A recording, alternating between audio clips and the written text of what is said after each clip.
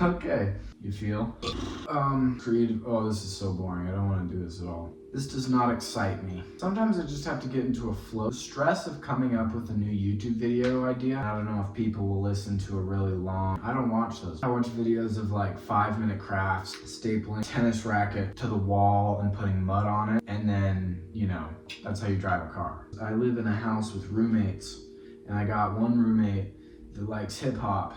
And he's a hip-hop guy. He says he's not a gangster, but he has gauges. And I thought I liked hip-hop, rap, but I obviously don't, because I like Travis Scott and Kendrick Lamar, Tyler the Creator, and he's coming up with people that I don't even know.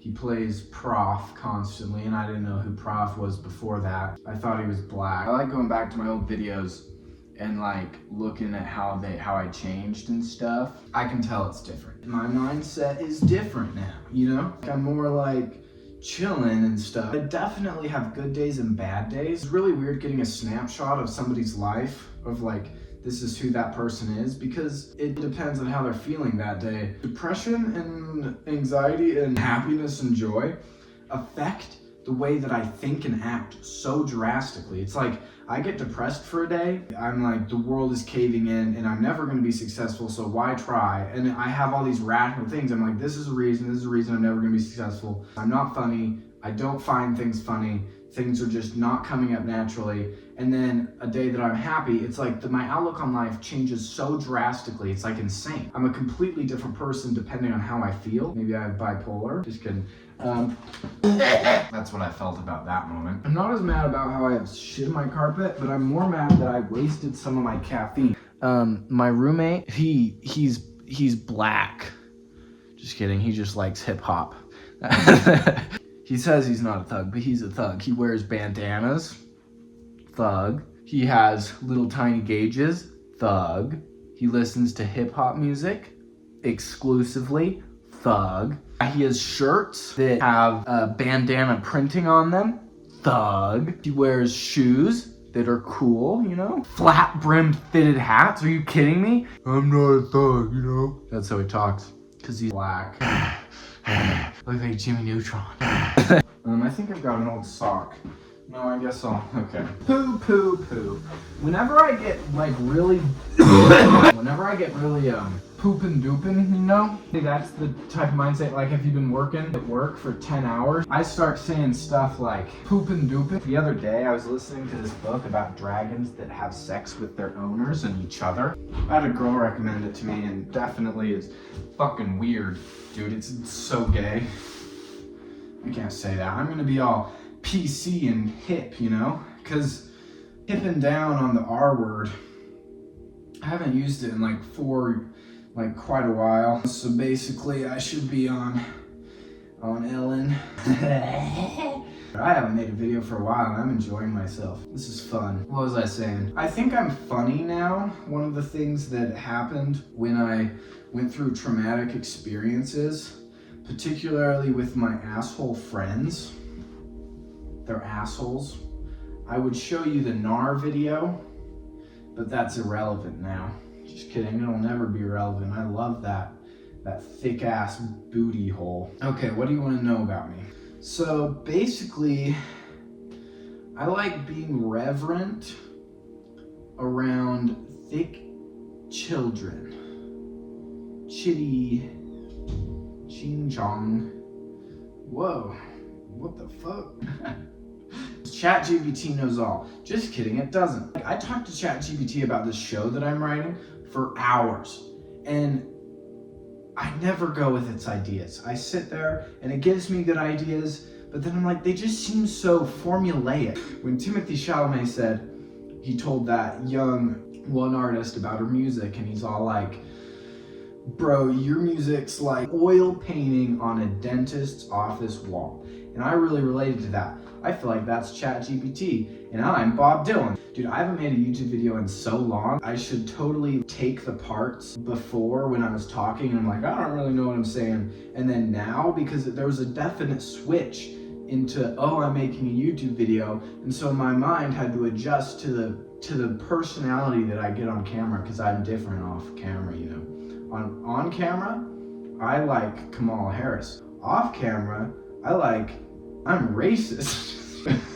I'm not racist. I forgot to put this in my car. I lost my real key, so I'm using my spare key, and my spare key has to stay in my car just in case if I lose my real key. Poopin' doopin'. Okay. Dude, I'm so bad, lad, sad that I got my caffeine spilled all over my carpet. This video is going to be titled, A Real-World Example of the Effects of Caffeine.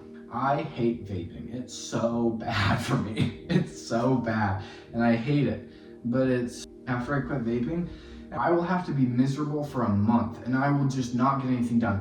Back to when I was talking about depression and how it affects your mind state, I will get nothing done. I will think everything's miserable. I won't be able to talk to people. Overall, less performance for a month, and I don't want to deal with that right now. I don't want to have a month of pure hell, so I never should have started in the first place. But we never should have done a lot of things. Let's go back to my friend. I have no point when I'm talking. It's sort of like when you talk and then it brings up something else in your head and you're like, oh, I should talk about that more. Detrimental effects of caffeine on the human body, on the human brain, on the human mind, on the human personality and perception of reality in the state of mind that we are currently in 2025, because I feel it. Let's just talk about my terrible traumatic experience.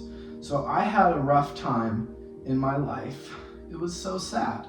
I was dying. I was crying for my life, and they did nothing. They filmed and laughed, and then they never called me again. So I got new friends.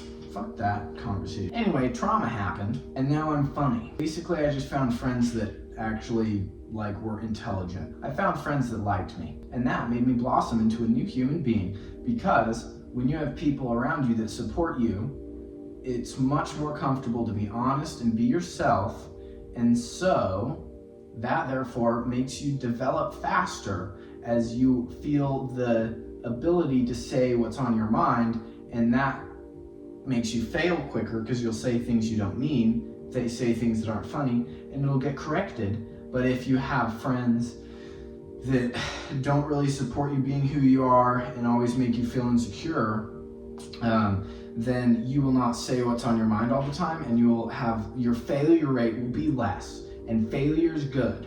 Okay, next thing, creative storytelling and humor. This is great. I genuinely enjoy doing this. This might be fun. I might be able to do this longer. I might be able to make a big, huge, giant poo-poo vagina. So, I found myself, I became funnier, basically just more authentic. Through that, I tried a lot of things. I said I was going to be a billionaire and an entrepreneur. I was going to be a music person. I was going to be a comedian. And then I finally remembered, oh, I've got a TV show that I want to make. So that's what I'm going to do. And I like that, and I'm going to do that. And so that's what I'm going to do. It's just for fun, I'm trying it out. And it's really fun to create worlds and tell stories, and I really enjoy it. But when I was a small little child, about the size of this little person on my foot, I would draw comics with my best friend, John Travolta. We would write and we drew them, and it was fun. Anyway, that's why and I would sell them door to door to my neighbors, which I find very cool. I sold them for 10 or 15 cents each because I tried super hard. The biggest word in there was probably because. I really enjoyed that. I really enjoyed creating worlds, developing stories and characters, and having a general vibe that you attain after building a world and spending time with the characters so much. I enjoyed the feeling that you got from creating something that had a general aura around it. It's going to be similar to Adventure Time and Rick and Morty, because those are the only two shows I've ever watched all the way through. Cartoons with some sort of surrealist, just like a big, huge, open-worldly, creative conunza. I like psychedelic type worlds. I like the idea of big concepts. And I like the idea of big concepts that tell real stories. Hence the name. Maybe I shouldn't say that. Maybe we do. I don't know. Maybe we don't say that. I'm gonna bleep it out so it makes it sound cooler and more mysterious. Space, odyssey, fantasy, adventure. There's two worlds, one's sci-fi, one's fantasy, and it's really cool.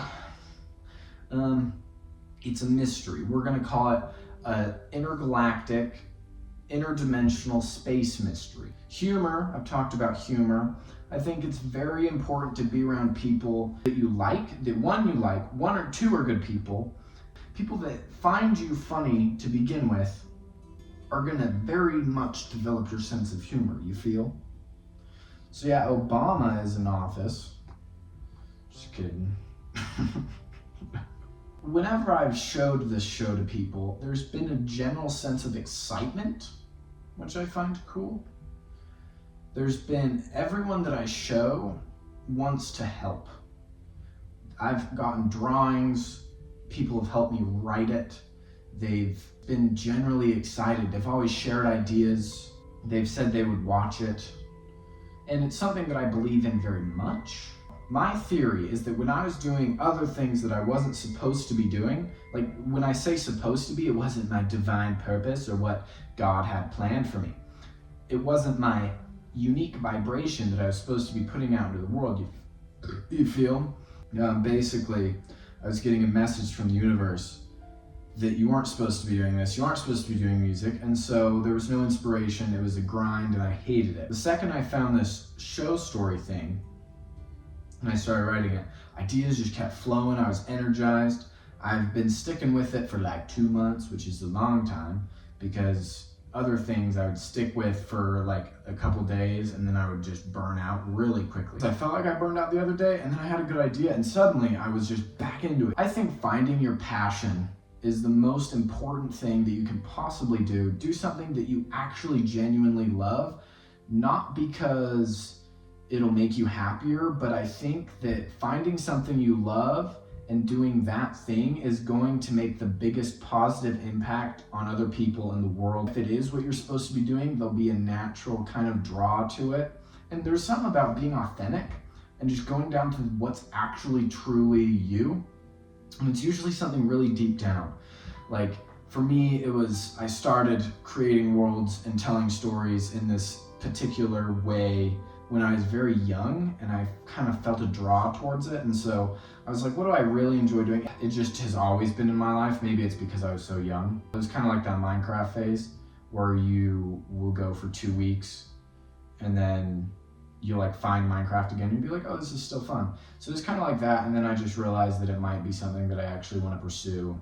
I'm working at Amazon right now and I asked and they said, you can work here for like 8 or 9 years and eventually you'll get close to 6 figures. There's a career path, so I not worry about a career, I can just stay there. Like I'm already in the job and I don't care. Like seriously, if I work at Amazon for the rest of my life, who cares? Doesn't matter. Amazon is blue collar for weak people. And so that's kind of my speed. This is perfect right now. Hopefully I don't get fired. I injured my arm sort of kinda, so I'm taking a hiatus. I got a doctor's note though, so we should be chilling. Exploring an absurd concept. I know you guys want me to have an OnlyFans, but I can't. What am I gonna tell my daughter when like I get fired from my job, we have nothing to eat? She's like, Dad, I want our entire family to have like a yacht and a private jet. I'm like, man, I don't know. I don't think we should have a yacht and a private jet. Like morals and stuff, but that would be nice to have a yacht and a private jet. Anyway. So that's terrible. Like there's a lot of people on OnlyFans. Any influencer that, you know, the ones that just kind of dance and that's their career, and all of them have OnlyFans. I think OnlyFans is scary. I don't support it. But also they make a just so much money. Would you punch me for $1 billion? It's like, would you post your nudes online for like $1 billion? We should decide if I'm gay right now. Not funny. Weird concepts. A lot of the concepts I find is because I have a mental disorder called schizophrenia. And a lot of my ideas are very weird.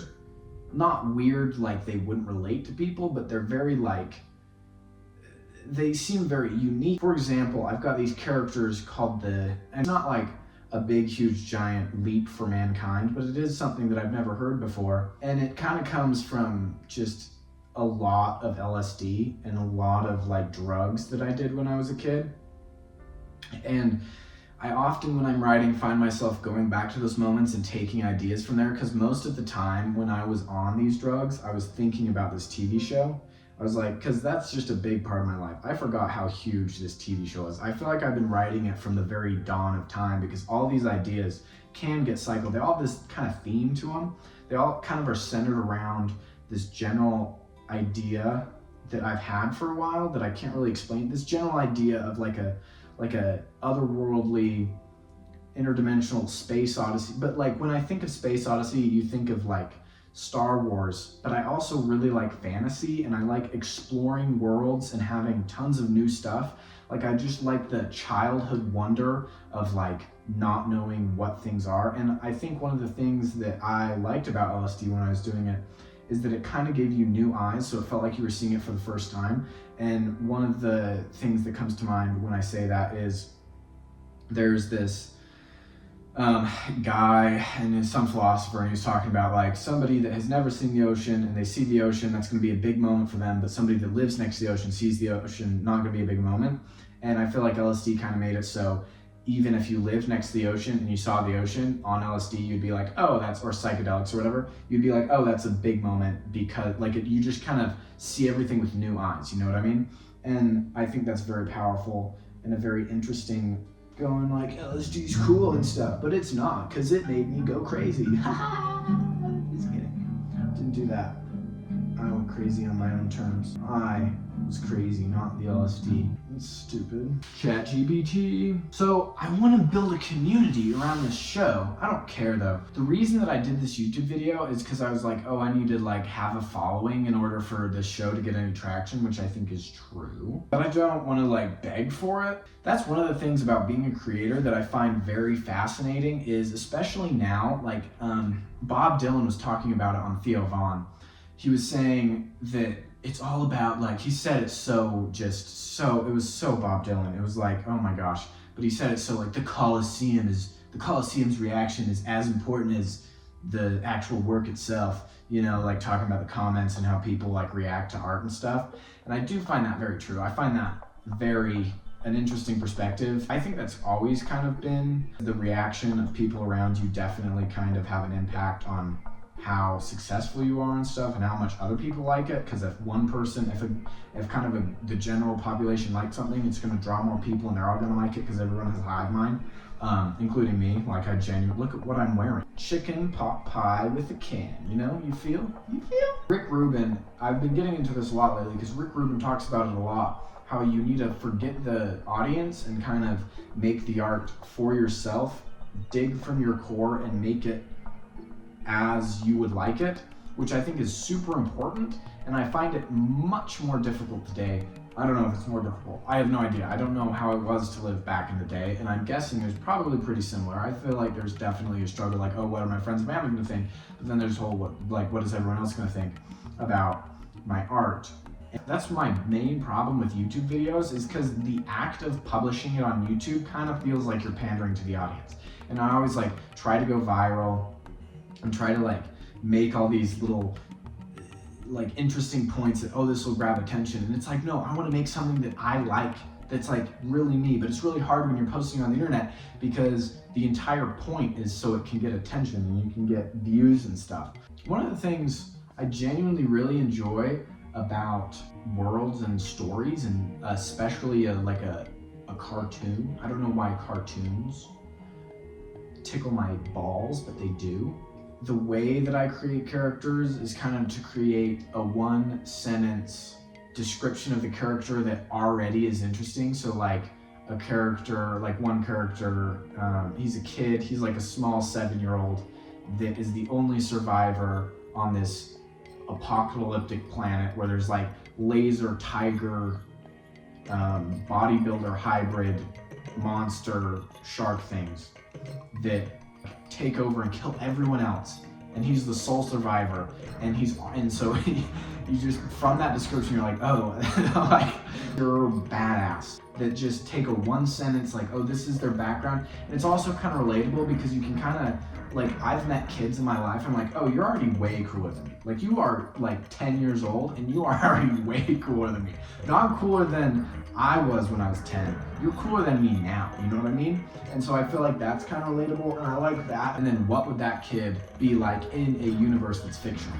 And something about universes that are fictional is that you create them from a real world perspective, like, oh, this is a relatable, real human being, but in real life, he may have won like the X Games or something at 7 years old. In a fictional world, you just exaggerate this, so the X Games being a planet where everybody has died and is a sole survivor is the same concept. It gets the exact same energy that the kid in real life has, but in a fictional world where everything is more exaggerated. The initial concept for some characters can definitely benefit from having a dramatic, exaggerated backstory, especially in a cartoon.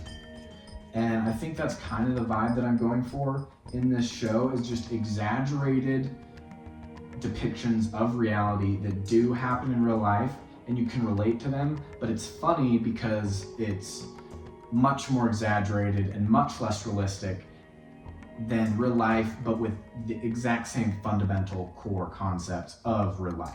So the kid that won the X Games at 7 years old talking to me would be the same as a kid that defeated an entire army by himself and is talking to me. Like the same, I mean, not really, but like you kind of get what I'm saying. Same energy in a world that is more exaggerated already. The grandiosity of this world is in direct proportion to every other character and compared to real life. So it's just like a more exaggerated real life, which I think is something everybody kind of already knew, but it's just something that I like about creating cartoons. I'll show you two pictures. One was the first idea that I had. It's just a concept that I drew for Couch Demons. First picture I drew, and I was like, okay, this is just the start. And then I was deciding on Randy and Milton, the two main characters. Here's like this is just, you can't even see it, but whatever. There's like some character designs there. I really like that one. His name is Pinwee. He's hilarious, I guess. Just kidding, I don't know. I really like Pinwee though. He's kind of the essence of like a psychotic drug break, you know? Which I don't relate to at all, don't ask. Okay, and then here's my first iteration of Randy and Milton. I like Randy in that one. I like him, I think he looks funny. But Milton, I think, is annoying looking.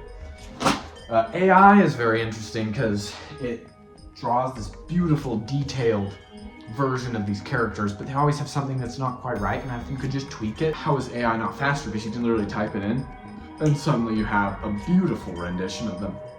It's just some important part is wrong. Similar speeds when creating character designs. AI is fascinating. I love AI. I could talk about AI. Oh, this is what I want to talk about. But I was going to say something else. Something else came up in my head when I was describing them. I don't remember what it was, so I'll talk about AI in the meantime. What was it? It was so cool and so important. I need to pee. I hope you hear this. This TV show is not. No, it's going to work. It's going to work. Two characters. Oh, that's what I was going to say. I was going to try. Okay, so at this point, Randy and Milton find a portal in their couch. Randy is an old man that's 41 years old who's directly based off people I know. A traumatic backstory, of course. He's more real. He understands life to a point where he knows that things can hurt him. And Milton kind of has the same problem, but he came from having a... Okay, so Milton starts out at this point in the story, which I think this will continue because I did enjoy the effect of Milton losing a girl that he liked, getting kicked out of the house, and it was really sad and traumatic for him. The one scene I like is after this happens, after he gets kicked out, he goes in a spaceship and just floors it and is crying and it's going really fast. There's like a freaking photo of him and this girl and he's just zooming in space. He crashes, he falls into a black hole, comes out on the other side or something. Maybe he doesn't fall through a black hole. We don't know yet. I think he does. I think it's interesting. I like black holes as portals. Okay, who cares? But he runs into Randy, who lives on a floating island in space with a small house on it. He doesn't know how to get back to his home. Randy doesn't want him there, but Milton stumbles upon his couch, Randy's couch, and there's a portal in the couch that leads him to OE, and that stands for the Omniversal Expanse. I don't know, like, it's weird talking about it this early on, is because I'm like, I doubt any of these ideas will stay. Like, it's like the Pixar theory, but on an actual physical plane instead of a timeline. You see, you feel. So that is the thing, that's more fantasy. And then there's a whole other dimension of the show where they have to navigate the intricacies of real life, not real life, but the outside life, and that'll be more sci-fi, I guess. And I'm trying to make it more cohesive and pull together in a more direct and concentrated, gritty, you know, nobody gets that. I'll figure it out. Well, like, I'm trying to make it more gritty. Pinwhee's cool. Pinwhee's fascinating. Pinwhee is just this character that so here's my current issue, though. I don't want to spoil it, but I also feel like my ego, or like I don't want, is like this is obviously ridiculous to think that this would get pitched. So why not talk about it? Because obviously it's not. And it's like, who am I to think that I shouldn't spoil it for people that are not even going to watch a video on the show that will never be made? You know what I mean? But anyway, so that's fun. What else? So that's fun. Fun. That's what I'm doing.